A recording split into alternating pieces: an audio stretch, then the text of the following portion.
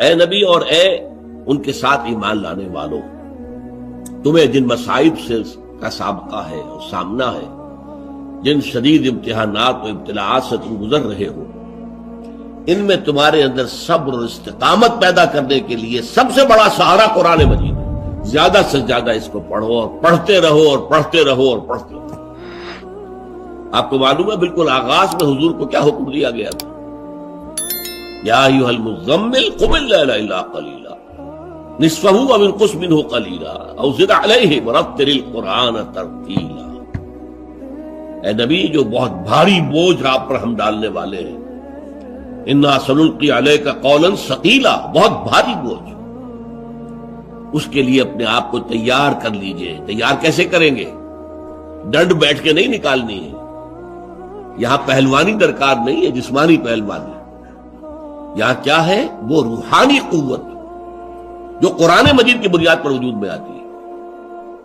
لہذا راتوں کو آپ جاگتے رہا کیجئے سوائے تھوڑے سے حصے کے، یعنی آدھی رات، یا اس میں سے کچھ کم کر لیں یعنی تہائی رات، یا زیادہ کریں 2/3 رات۔ ورتل القرآن ترتیلا، اور پڑھتے رہیے قرآن کو ترتیل کے ساتھ، ٹھہر ٹھہر کر، رک رک کر۔ یہ اصل میں ترتیل ہے کہ جس سے کہ در حقیقت تاثیر جو ہے وہ جذب ہوتی ہے۔ آپ کو معلوم ہے تیز بارش اتنی مفید نہیں ہوتی زراعت کے لیے جتنی کہ ہلکی ہلکی ہلکی ہلکی مسلسل زیادہ دیر تک بارش ہو، اس لیے کہ وہ جذب ہوتی جائے گی، جذب ہوتی جائے گی، جذب ہوتی جائے گی، اور تیز بارش کا ریلا آئے گا وہ بہہ جائے گا۔ لہذا قرآن کو تھوڑا تھوڑا رک رک کر پڑھنا۔ الحمدللہ رب العالمین، اب رکو، غور کرو کیا کہا ہے، کیا الفاظ ہیں، کیا معنی ہے۔ الرحمن الرحیم، پھر رکو، سوچو کیا پڑھا، کیا الفاظ ہیں، کیا معنی ہے۔ اس طرح رک رک کر ترتیل اسے کہتے ہیں۔ اس کا نتیجہ کیا ہوتا ہے؟ یہ دل میں جذب ہوتا ہے۔ جیسے میں نے کہا کہ ہلکی بارش جو ہے وہ زمین میں جذب ہوتی ہے، اور زمین کے اندر جو رویدگی ہے، جو چھپی ہوئی ہے، اس کے خزانوں کو نکال کر باہر لے آتے ہیں۔ اسی طرح قرآن کا رک رک کر، ٹھہر ٹھہر کر، سمجھ سمجھ کر، کہیں آیت آ گئی ہے عذاب کی تو رک کر اللہ سے، اے اللہ مجھے اس عذاب سے بچائیے، اللہم قنی عذاب النار، اے اللہ مجھے بچائیے اس عذاب سے، یا مجیرو یا مجیرو یا مجیر اجرنا من النار، اے اللہ، اے بچانے والے، اے بچانے والے، اے بچانے والے، ہمیں آگ سے بچا لیجیے۔ کہیں جنت کی دعا کا ذکر آ گیا، اللہم ارزقنا جنہ، اے اللہ ہمیں نصیب فرما جنت، اللہم ادخلنا فی جنتک، اے اللہ ہمیں اپنی جنت میں۔ یہ ہے رفتہ رفتہ، ساتھ ساتھ وہ کیفیات بھی وارد کرنا اپنے اوپر، اس سے پھر اندر وہ قوت ابھرتی ہے روحانی، قلب کی گہرائیوں سے جو چشمے ابلیں گے طاقت کے، استقامت کے، ہمت کے، اس کا آپ اندازہ نہیں کر سکتے۔ آپ نے سنا ہوگا حضور نے سورہ رحمان کے بارے میں فرمایا ہے، سورۃ الرحمن عروس القرآن، یہ سورہ رحمان جو ہے یہ قرآن کی دلہن ہے۔ جیسے دلہن کو آپ خوشنما لباس پہناتے ہیں، آراستہ پیراستہ، اس کو گہنے اور اس کو زیور پہناتے ہیں، تو جس طریقے سے سجاتے ہیں آپ دلہن کو، اللہ تعالیٰ نے ایک سورت قرآن مجید میں ایسی رکھی ہے سورہ رحمان کی، اسے خوب سجایا ہے۔ اس میں الفاظ کا در و بست، اس کا اپنا ایک ڈیوائن میوزک ہے۔ وہ تو اللہ تعالیٰ قراء جو ہے، خاص طور پر مصر کے قراء، اللہ تعالیٰ ان پر رحمت نازل فرمائے، ان کی خطاؤں سے درگزر کرے۔ جس طرح قرآن کے انٹرنسک میوزک کو انہوں نے واضح کیا ہے، واقعہ یہ ہے کہ اگر یہ لوگ نہ ہوتے، شیخ عبد الباسط محمد عبد الصمد، شیخ محمود خلیل الحسنی، یہ لوگ کہ جنہوں نے قرآن کے اس غنا، میوزک، یہ لفظ جو ہے آپ حیران نہ ہو کہ میں یہ کوئی شاید توہین کر رہا ہوں قرآن کی، حضور نے یہ لفظ استعمال کیا ہے، تغنو، اس قرآن کو اچھی سے اچھی خوشلہانی کے ساتھ پڑھو۔ من لم یتغن بالقرآن فلیس منا، جو قرآن کو بہتر سے بہتر انداز میں، اچھی سے اچھی آواز میں، خوشلہانی کے ساتھ پڑھنے کی کوشش نہیں کرتا، وہ ہم میں سے نہیں ہے۔ بلکہ ایک مرتبہ حضور رات کے وقت آپ گشت پر تھے اپنے ساتھیوں کے حالات معلوم کرنے کے لیے۔ حضرت ابو موسیٰ اشعری رضی اللہ تعالیٰ عنہ ایک صحابی ہیں، ان کے گھر کے پاس سے گزر ہوا، وہ رات کو تہجد پڑھ رہے تھے، کھڑے ہوئے کیف کے عالم میں قرآن تلاوت کر رہے ہیں۔ حضور کو بہت پسند آئی ان کی قرات، کافی دیر تک وہاں کھڑے سنتے رہے۔ اب انہیں کیا پتا کون سن رہا ہے، بالکل اسی طرح سمجھ لیجئے ایک بات یاد آئی ہے، حضور فرماتے ہیں کہ جس طرح کان لگا کر اللہ قرآن کو سنتا ہے کسی چیز کو نہیں سنتا. ہمیں نظر نہیں آتا نا, ہمیں معلوم نہیں ہے, ہم قرآن پڑھ رہے ہیں تو سننے والا کون ہے؟ سب سے زیادہ کان لگا کر خود اللہ. یہاں اس لیے مجھے یاد آیا کہ ابو موسیٰ اشعری کو کیا پتا تھا کہ کون سن رہا ہے. وہ اپنی کیفیت میں نماز میں تہجد میں قرآن کی تلاوت کر رہے تھے, اور ظاہر بات ہے ان کے گھر ایکڑوں میں بنے ہوئے نہیں تھے, ایک ایک کمرہ, ایک ایک کوئی حجرہ, ایسے ہی تو گھر تھے نا صحابہ کے. لہذا حضور پاس سے گزرے, آواز آئی, کافی دیر سنتے رہے. اس کے بعد آپ تشریف لے گئے, صبح فجر میں ملاقات ہوئی تو حضور نے تحسین کے انداز میں فرمایا, یا ابا موسیٰ انک قد اوتیت مزمارا من مزامیر آل داؤد. اے ابو موسیٰ, تمہیں تو آل داؤد کے سازوں میں سے ایک ساز اللہ نے عطا فرما دیا.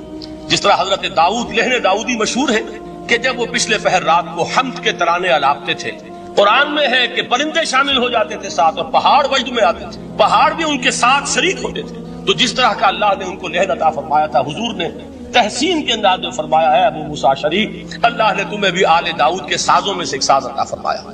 بہرحال قرآن مجید کا جو یہ میوزک ہے, قرآن کے الفاظ کا جو حسن ہے, جہاں تک حسن معنوی ہے وہ تو ہر لفظ میں ہے, لیکن یہ حسن ظاہری, حسن صوتی, حسن لفظی, یہ اپنے کلائمیکس پر آپ کو نظر آئے گا سورہ رحمان. لیکن قرآن میں یہ سورت اس اعتبار سے بھی ممتاز ہے, اس کی 4 آیات پر ذرا توجہ کریں گے, عجیب حقائق سامنے آئیں گے.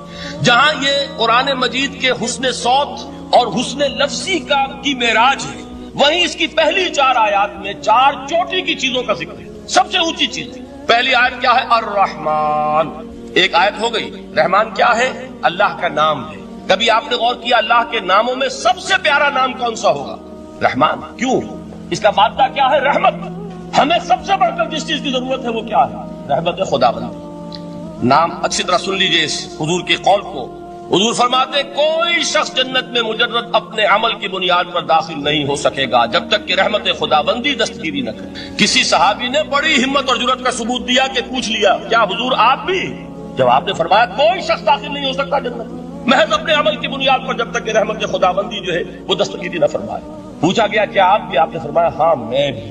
آپ انداز کیجئے کہ اگر محمد الرسول اللہ بھی رحمت خداوندی کے ضرورت مند ہوں تو تابع دیگراں چے رسد, ہماری تو سب سے بڑی ضرورت رحمت خداوندی.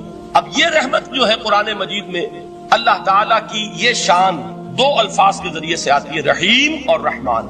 اور کوئی مادہ نہیں ہے جس سے 2 نام بنتے ہوں اللہ کا, لیکن یہ مادہ ہے واحد رحمت کا کہ جس سے رحمان بھی ہے رحیم بھی ہے.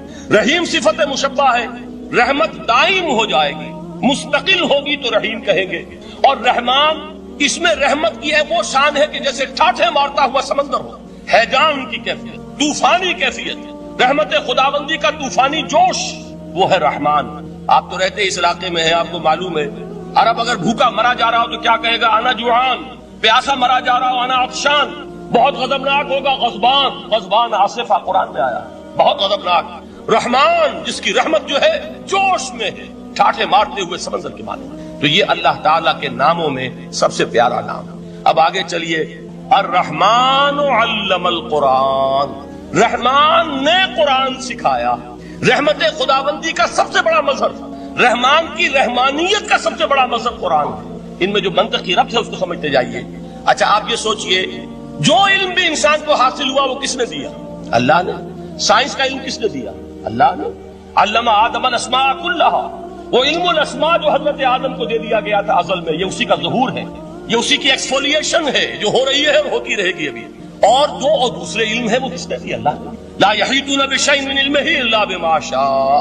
مخلوق میں سے کوئی اللہ کے علم میں سے کسی شے کا احاطہ نہیں کر سکتا مگر وہ جتنا اللہ دینا چاہے. لیکن یہ کہ تمام علوم میں چوٹی کا علم قرآن.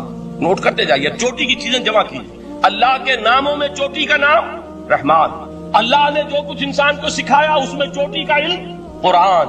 خلق الانسان. انسان کو پیدا فرمایا. سوال یہ کہ حیوانات کو کس نے پیدا فرمایا؟ آسمان کس نے پیدا کیا؟ زمین کس نے پیدا کی؟ فرشتے کس نے پیدا کی؟ کیا مطلب خلق الانسان؟ اس کی تمام مخلوقات میں اس کا کلائمیکس, اس کی تخلیق کی معراج, اس کے تخلیق کا نقطہ عروج انسان ہے. یہ ہے کہ جو مسجود ملائک بنا ہے. وَلَقَدْ كَرَّمْنَا بَنِي آدَمَ وَحَمَلْنَاهُمْ فِي الْبَرِّ وَالْبَحْرِ وَرَزَقْنَاهُمْ مِنَ الطَّيِّبَاتِ وَفَضَّلْنَاهُمْ عَلَى كَثِيرٍ مِّمَّنْ خَلَقْنَا تَفْضِيلًا. تو تخلیق میں سب سے اونچی تخلیق انسان. علموں میں سب سے اونچا علم قرآن کا. اللہ کے ناموں میں سب سے اونچا نام